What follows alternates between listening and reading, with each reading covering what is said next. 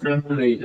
ଆମେ ଏ ଶରୀରକୁ ଆମର ବୋଲି ମାନିନେଲୁ। ଆମ ଏ ଶରୀର ଭିତରେ ଆମେ ଅଛୁ, ତାହାକୁ କେବେ ଦେଖିବା ପାଇଁ କୋସିସ କରୁନି। ଆମ ଏ ଶରୀର ପାଞ୍ଚଟା ଚିଜରେ ବଣିଛି, ନିଆଁରେ, ପାଣିରେ, ମାଟିରେ, ପବନରେ, ଆକାଶରେ, ପାଞ୍ଚଟା ଚିଜିରେ ବଣିଛି। ଆମକୁ ମଲା ପରେ ଆମ ଏ ଶରୀର ଏଇ ମାଟିରେ ମିଶିଯିବ। ପାଞ୍ଚଟା ଚିଜିରେ ବଣିଛି, ସେ ପାଞ୍ଚଟା ଚିଜିରେ ଉଡିଯିବ, ରହିବ ନାହିଁ। ଆଉ ଆମ ଭିତରେ ଯୋଉ ଜୀବାତ୍ମା ଅଛି, ଆମେ ଏବେ ଯୋଉ କଥା ହଉଛୁ, ଯୋଉ ସୁଖ ଦୁଃଖ ଆମ ଭିତରେ ଫିଲ୍ କରୁଛୁ, ଆମକୁ କିଏ ଗୋଟେ ଗାଳି କଲା, କିଏ ଗୋଟେ କିଛି ଭଲ ହଉ ଖରାପ ହଉ, ସୁଖ ଦୁଃଖ ଆମ ଭିତରେ ଆସୁଛି। ଆମେ ସଂସାରରେ ଚାଲୁଛୁ, ବୁଲୁଛୁ, ଯୋଉ ଶବ୍ଦ ବାହାରୁଛି, ଆମକୁ ଲାଇଫରେ ବଞ୍ଚୁଛୁ, ଗୋଟେ ଗୋଟେ ଶ୍ୱାସ ନେଉଛୁ। ଆମ ଏଇ ଜୀବନ ସେ କେବେ ମରିବ ନାହିଁ, ସେ କେବେ ଏ ସଂସାରକୁ ଭେଟିବ ନାହିଁ। ସେ ଆତ୍ମା ଏ ସଂସାର ପାଇଁ ସେ ଅମର, ସେ ଆତ୍ମା ହେଲା ଭଗବାନଙ୍କ ସ୍ୱୟଂ ଅଂଶ। ଆମେ ତାଙ୍କୁ କେବେ ଦେଖିବା ପାଇଁ ଚାହୁଁନୁ। ଆମେ ମାନି ନେଲୁ ଏ ଶରୀର ଆମର, ମଲା ପରେ ଆମ ସବୁ କିଛି ମିଟିଯିବ। ଆମେ ଆଉ ଯୋଉଠି ଆସିଥିଲୁ ସେଇଠି ଯିବୁ, ସେମିତି ଭାବୁଛୁ। ସେମିତି ସଂସାର ନାହିଁ। ମାତ୍ର ଏଇ ଜୀବନରେ ଆମେ ସାରା ଜୀବନ ଯେତେ କିଛି କଳାଟା ପାପ ପୁଣ୍ୟ ସେ ଦୁଇଟା ଚିଜ ଆମକୁ ଏଠୁ ମଲା ପରେ ସେ ଦୁଇଟା ଧରିକିରି ଆମକୁ ଯିବା ପାଇଁ ପଡିବ। ଆମ ଆତ୍ମାରେ ସେ ଦୁଇଟା ହିସାବରେ, ସେ ପାପ ପୁଣ୍ୟ ହିସାବରେ ଆମକୁ ଆଉ ଗୋଟେ ଶରୀର ମିଳିବ। ବେଶୀ ପୁଣ୍ୟ କରିଥିଲେ ସାରା ଜୀବନ ଭଗବାନ ପାଇଁ ରାତି ଦିନ ଲାଗିଥିବ, ଭଗବାନଙ୍କୁ ଦେଖା କରିବା ପାଇଁ, ଭଗବାନ ସାଥିରେ ମିଶିବା ପାଇଁ, ଭଗବାନ ଧାମରେ ଯିବା ପାଇଁ, ବୋଲେ ଭଗବାନ ପାଖରେ ବୈକୁଣ୍ଠରେ ଯିବ। ଆଉ ଟିକେ ପାପ ଅଛି ବୋଲେ ଏ ସଂସାରରେ ସେଟା ହେଲା ଜୀବଜନ୍ତୁ ଜନ୍ମ ନେଇକରି ପୁଣି ଥରେ ଏ ସଂସାରରେ ଆସିବା ପାଇଁ ପଡିବ।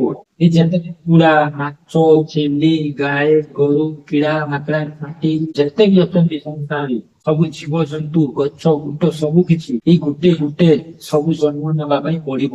ସେତିକି ଜନ୍ମ ନେଲା ପରେ ଗୋଟେ ଥର ମଣିଷ ମିଳୁଛି। ସେ ଗୋଟେ ଥର ମଣିଷ ଜନ୍ମରେ ଆମକୁ 80 ବର୍ଷ କି 100 ବର୍ଷ ମିଳିବ। ସେ ମଣିଷ ଜନ୍ମରେ ଆମକୁ ଆମେ ଭୋଜନ କରି ଭଗବାନଙ୍କୁ ମିଶିବା ପାଇଁ କୋସିସ କରିବା। ଏ ସଂସାରର ମୁଁ ମାୟାରେ ଆମେ ଏଠି ଲାଗିକି ସାରା ଜୀବନ କଲେ ଆମକୁ ଏ ଚିଜରେ ମିଳିବ ନାହିଁ। ଆମେ ସାରା ଜୀବନ ଏ ସଂସାରର ମୁଁ ମାୟାରେ ଧନ ସମ୍ପତ୍ତି, ପିଲା ଛୁଆ, ଘୋଡ ଦୁହାର ଏସବୁ କିଛି ସାରା ଜୀବନ ଏଠି ଲାଗିଥିଲେ ମଲା ପରେ ଗୋଟେ ଚିଜ ନେବୁ ନାହିଁ। ଆମ ଦେହର ଗୋଟେ ବସ୍ତ୍ର ନେବୁ ନାହିଁ, ଆମେ କିଛି ବି ନେବୁ ନାହିଁ। ଆମେ ଯେ ଆତ୍ମା ହେଇଯିବ ସେ ପାପ ପୂର୍ଣ୍ଣ ହିସାବ ଆମେ ଏମିତିକା ଦୁନିଆରେ ଆମେ ଜାଣୁଛୁ ଏ ସଂସାର ଉପରେ ପାପ ଉପରେ ପାପ କରି ଆମେ ସେ ଚିଜ ଗୋଟେ ଦିନ ଭାବୁନୁ। ଆମେ ମଣିଷ ଜନ୍ମ ଆସୁଛୁ ଏ ସଂସାରକୁ ମୁକ୍ତି ପାଇବା ପାଇଁ। ସବୁବେଳେ ଉଠିଲେ ବସିଲେ ସବୁବେଳେ ଭଗବାନର ଚିନ୍ତନ କର। ତମେ ଯୋଉ ଭଗବାନ ମାନୁଛ ସେ ଭଗବାନ ତା ନାମର ଭକ୍ତି କର।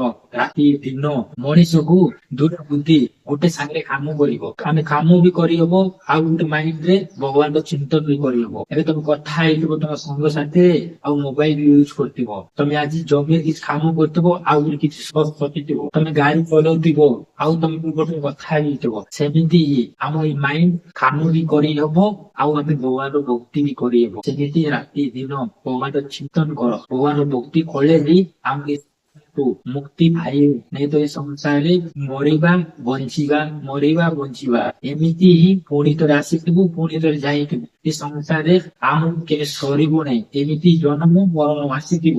ଦୁଃଖ ସୁଖ ଦୁଃଖ ସୁଖ ଦୁଃଖ ସୁଖ ଯୁଗ ଯୁଗ ପାଇଁ ଏମିତି ଭୋଗିବା ପାଇଁ ପଡିବ।